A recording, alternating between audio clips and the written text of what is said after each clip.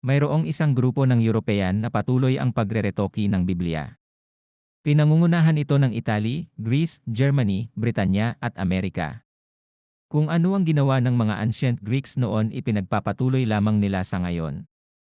Ang video na ito ay bahagi ng madugong kasaysayan ng Biblia sa kasalukuyang mga nangyayari marami na silang binago noon at sa muli ay marami pa silang babaguhin ngayon. Iyan ang dahilan kaya marami ang nagkukontrahan na mga version ng Biblia. Nagsulputan din ang iba't ibang relihiyon at nagkahati-hati ang mga tao at nagdudulot ng kalituhan sa mundo. Ngayon ay ipinapayo namin na mag-ingat at maging mapanuri sa mga version na binabasa. Inaasahan din namin na mas marami ang pagdagsa ng mga diskusyonan, debatihan at disagreement kapag lumabas na ang bagong version. May mga lalabas din na mga new religions at mga sosyolohiya dahil sa mga pagbabago.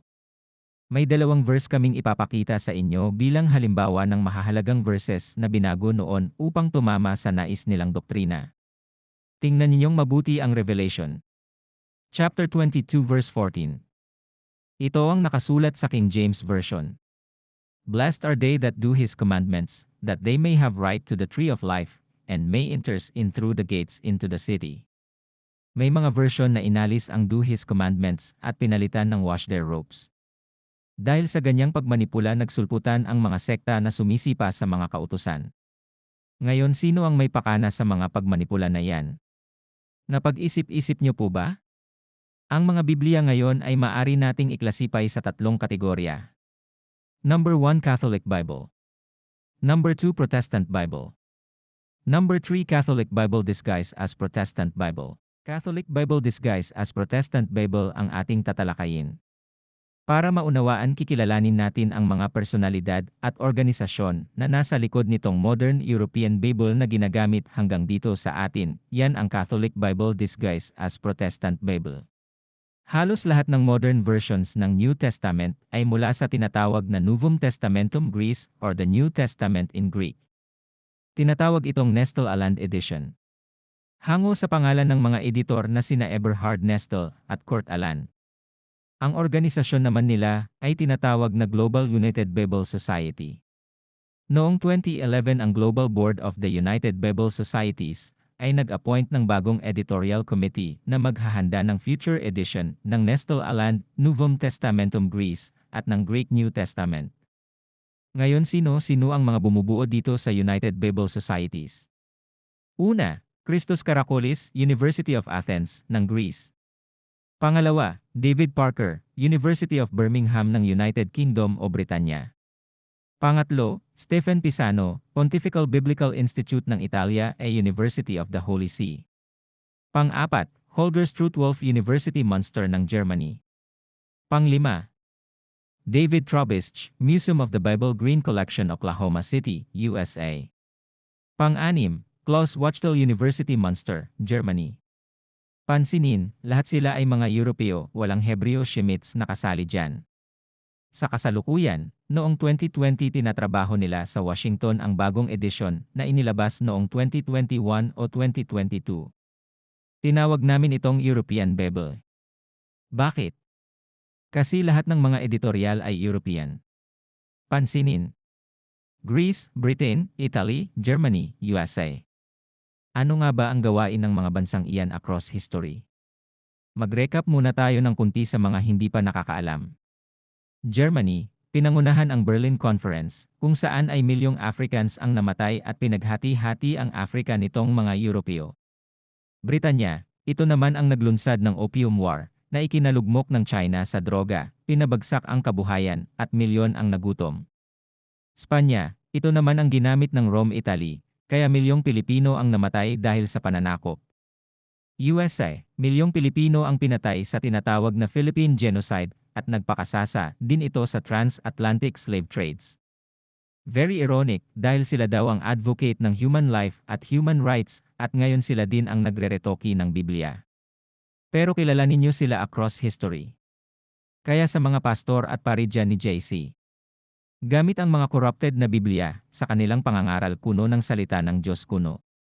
Maghunos dili kayo dahil malaki ang pananagutan nyo sa mga nahila at mahihila pa ninyo sa dagat-dagatang apoy at asupre Kawawa ang mga walang alam sa katotohanan daan na ang mga Hebrew Shemites lamang ang may karapatan sa mga orihinal na manuscripts ng Biblia. Walang karapatan ang mga Europeans na pakialaman ang heritage ng mga Shemites. Kung may dapat gawin ang mga European, iyon ay ang isauli sa mga Hebrew Shemites ang mga original manuscripts ng Biblia. Ngunit nakakalungkot, hindi nila yan isasauli para kontrolado nila ang pagmanipula sa mundo. Sa pamamagitan ng paggawa ng corrupted versions ng Biblia. Walang pinag-iba sa panahon ng Misaya. Ecclesiastes chapter 1 verse 9. What has been will be again, what has been done will done again, there is nothing new under the sun. Sa Tagalog, kung ano ang nangyari ay mauulit, kung ano ang nagawa ay gagawin muli, walang bago sa ilalim ng araw. Natanong niyo na ba sa inyong sarili, bakit kinailangang magturo ng Misaya at ng mga apostol sa Israelites noon? Simple lang ang sagot, kasi corrupted version na ang itinuturo ng mga Pariseo na sumakop sa templo ng Jerusalem. Ang mga Pariseo ay hindi Israelita, hindi sila lahi ni Jacob. Sa panahon ng Misaya, sino ang sumakop at nagkontrol sa Israel? Rome at Greece. Anong lahi ba ang mga Greeks at Romans? Europeans. Sino ang kumontrol sa templo? Mga Pariseo. Tanong, Israelites ba ni Jacob ang mga Pariseo? Hindi, mga European sila. Maraming Israelita ang nalaglag sa corrupted na doktrina ng mga Pariseo. Kaya nga ipinagbili ng Misaya, kahit mga apostol na mag-ingat sa katuruan ng mga Pariseo. Mababasa yan sa Matthew chapter 16 verse 11 hanggang 12. Ngayon ang ginagawa nitong United Bible Society ay pagpapatuloy lamang ng gawain ng kanilang mga ninunong Pariseo. Kung maraming Israelita noon ang nailigaw, ganoon din ngayon.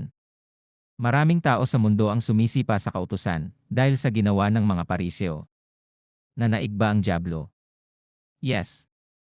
At dahil nagkaroon ng maraming nagkukontrahang versions. May mga tuluyang nawala ang tiwala sa Biblia. Naging atheist.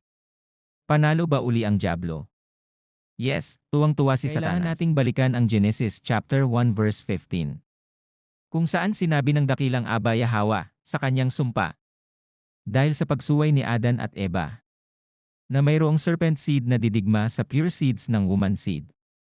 Sila ang tinawag ng Misaya na brood of vipers. Serpent, snakes, ahas. Ang lahi nitong mga Pariseo ang sumakop at nagpahirap, hindi lamang sa mga Israelita, kundi sa mga Hebreo, buong mundo. Mula noon hanggang sa ngayon. Hawak pa rin itong mga Serpent Society ang mga orihinal na manuscript ng Biblia. Dapat niyong malaman na ang United Bible Society ng mga European ay may agreement sa Batikan. In short, kontrolado o impluwensyado ng Batikan ang nilalaman ng ginagawa nilang Biblia. Kaya nga ay hindi nakakapagtaka na maraming tao ang nalason ng mga sektang kaalyado nitong mga United Serpent Society.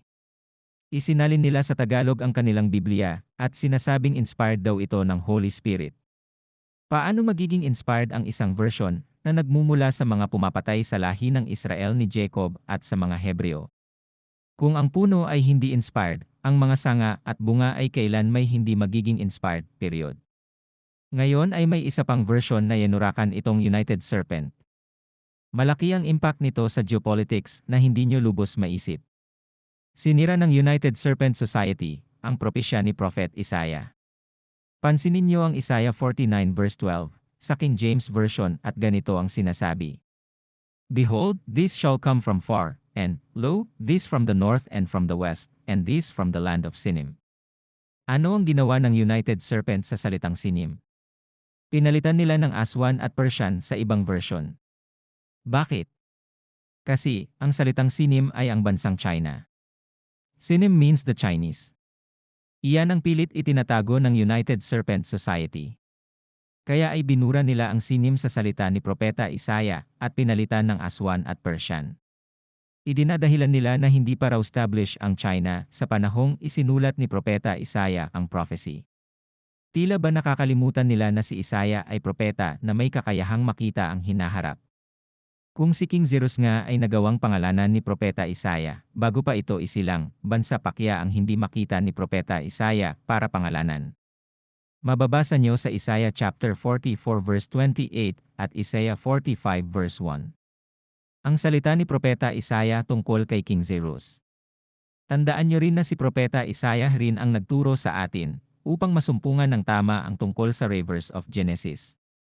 Inilulubog na sana ito sa bottom of the ocean ng isang culture na sinisimulan na sanang itatag ng isang dayuhan dito sa atin. Ngayon alam na po ng China kung sino sila at pilit silang binubura sa Biblia nitong United Serpent. Ngunit may mga versions naman ng Biblia na hindi pumayag sa gawain ng United Serpent. Direktahan nilang inilayay ang China sa kanilang pagsasalin. We appreciate these versions for uplifting the truth. Ang International Standard Version inilagay talaga nila ang salitang China. Ganoon din ang Amplified Bible Classic Edition, isinulat nila China. Tatalakayin natin ng hiwalay ang prophecy ni Prophet Isaiah sa hiwalay na video. Mahaba kasi iyan at nakakabit dyan ang hula tungkol sa mga Ophirians o Pilipino, Israel ni Jacob at sa isa pang bansa sa bandang Northwest. Ang binanggit lamang natin dito bilang patunay na may ginagawang pagmanipula at pagyurak itong United Serpent Society. Ngayon inayawan ng China itong version ng Biblia na gawa nitong United Serpent Society at minabuti nilang gumawa ng sarili nilang version. May karapatan nga ba ang China? Yes. Higit na may karapatan sila dahil sila ay mga Hebrew Shemites, katulad ng mga Ophirians at mga Israelita. Kung kaya ay huwag kayong magtakha kung bakit ang China ay isang malaking tinik sa lalamunan ng mga kanluran. Ngayon, bilang tugon sa katanungan na madalas nating ma-encounter, kung anong version ang dapat nating gamitin, inirerekomenda namin ang King James Version. Ngunit medyo mahirap ito unawain kung sanay ka sa modern English dahil nasusulat ito sa archaic English na malalim ang kahulugan nila. Laging ugaliin na gumamit ng 5 hanggang 10 version, lalo na kung sensitibo o critical ang verses na binabasa. Kapag talagang magkakasalungat ang iba't ibang version ay kinailangan mo ang mas malalim na pag-aaral. Gagamit ka ng contextual analysis, collaborative analysis, comparative analysis, at lahat ng makukuha mo ay kailangan mong i-triangulate. Malaking tulong ang paggamit ng iba't ibang concordance, kung saan pati ang Hebrew origin ay matatagpuan. Ganyan po ang paghihimay na ginagawa ng mga tunay na covenant keepers. Ngayon tungkol sa mga Tagalog versions ng Biblia, karamihang napapansin namin ay isinasalin ng mga lokal na sekta, pabor sa mga doktrinang gusto nilang palutangin. Huwag kalilimutan ang paulit-ulit naming habilin na ang mga sekta na ipinanganak ng harlot woman ay uuwi at uuwi sa kanilang nanay. Gumising kayo habang may panahon pa. Kami ay nagpapasalamat sa inyong pagsuporta sa ating channel at page. Sa mga bagong followers at subscribers, welcome to the Heritage. Be blessed, Shalom.